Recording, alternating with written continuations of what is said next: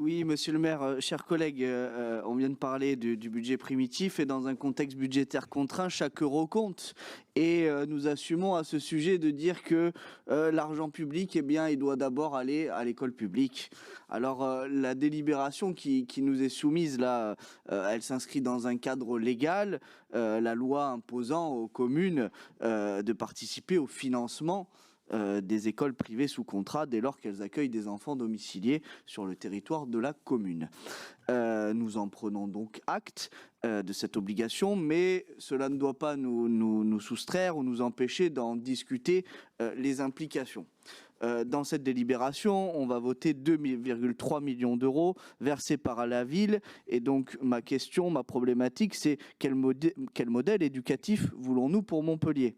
Aujourd'hui, chacun le sait, notre système éducatif est traversé par des dynamiques de différenciation sociale et scolaire de plus en plus marquées.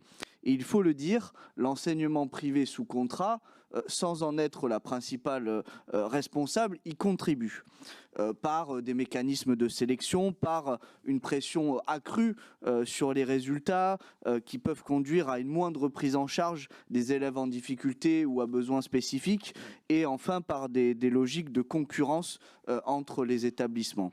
Or, l'école ne peut pas être un marché, les élèves ne sont pas des clients, et l'éducation ne peut pas être réduite à une logique de performance ou d'adaptation à des besoins économiques.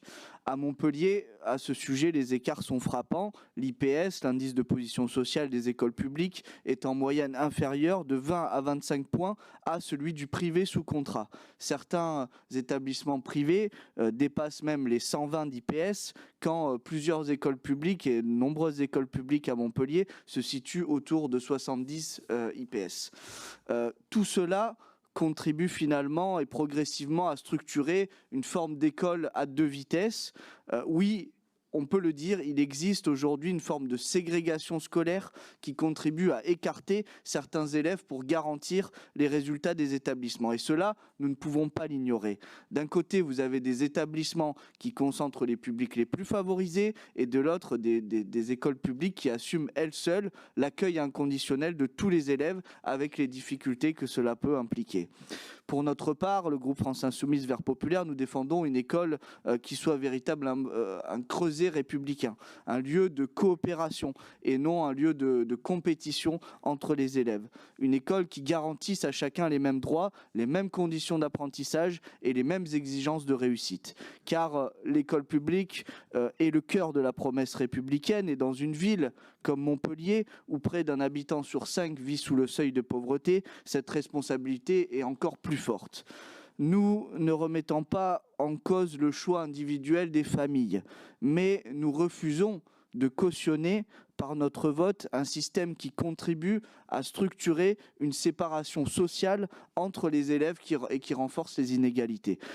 C'est pourquoi nous appelons dans cette délibération à une double exigence, d'une part à une stricte limitation de ces financements à un cadre légal, et d'autre part à un engagement beaucoup plus volontariste en faveur de l'école publique. Je vous remercie.